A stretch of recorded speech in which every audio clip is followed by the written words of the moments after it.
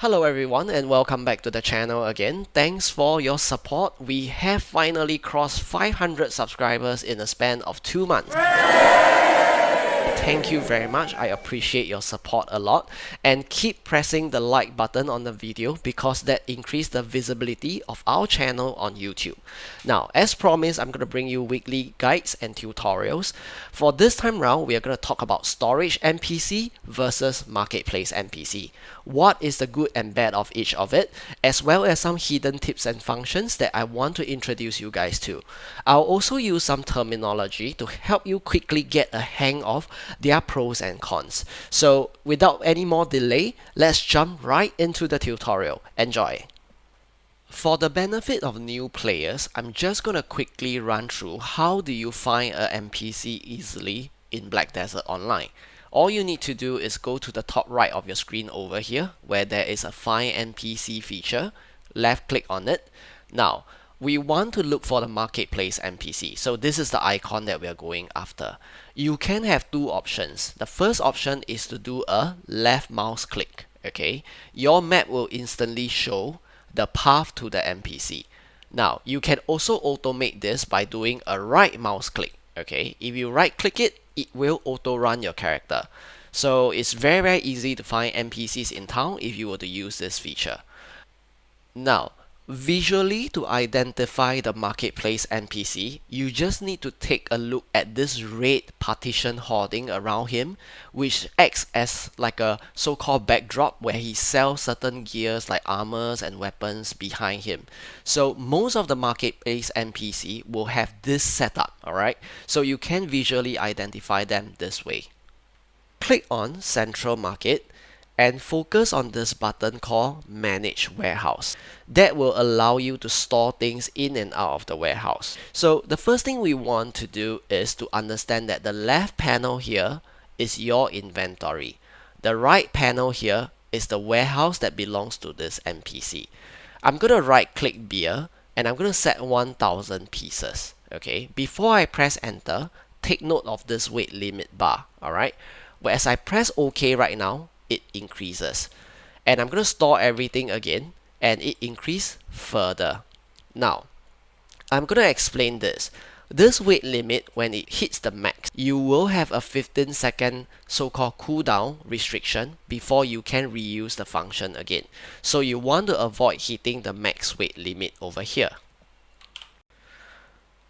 The next thing I want to share with you guys is how to easily identify what items you can place in this warehouse. So remember, this NPC helps you sell things. So obviously when you mouse over an item, as long as it contains marketplace information with a market price, you can put it inside here.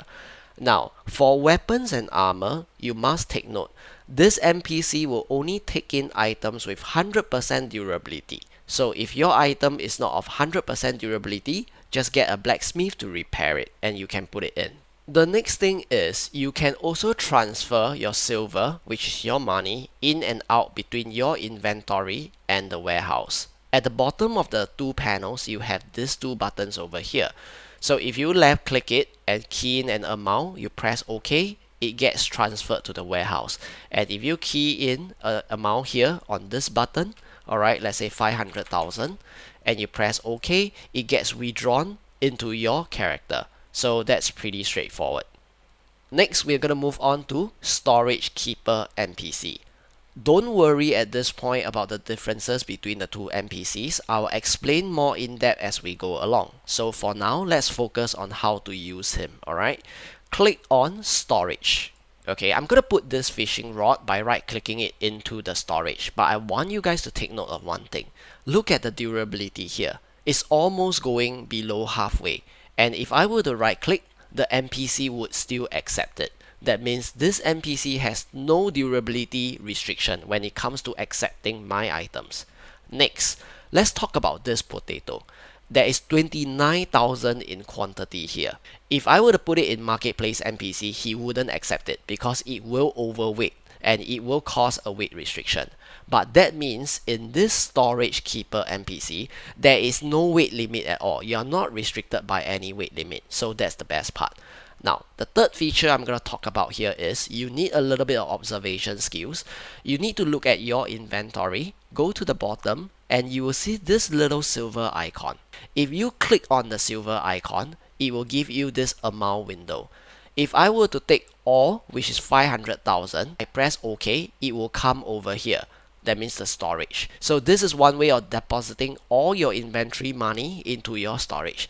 Likewise, at the storage amount, if I were to click this small icon over here, I can take out all 700,000 and press OK, and it will go to my character. So this is how you transfer money.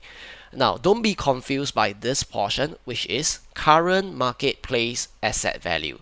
This is basically a total sum of all the items that can be sold in the market and estimated value. So you can ignore this for the time being. The next thing that I want to help you guys out is that I want to tell you guys how to relate to the differences between the two NPCs. First, let us talk about the Marketplace NPC. For the Marketplace NPC, just think about it as the stock market. Okay, we are using the word market as a terminology right now. Stock market in the real world is global, is worldwide. So what this means is that the Marketplace NPC is also worldwide.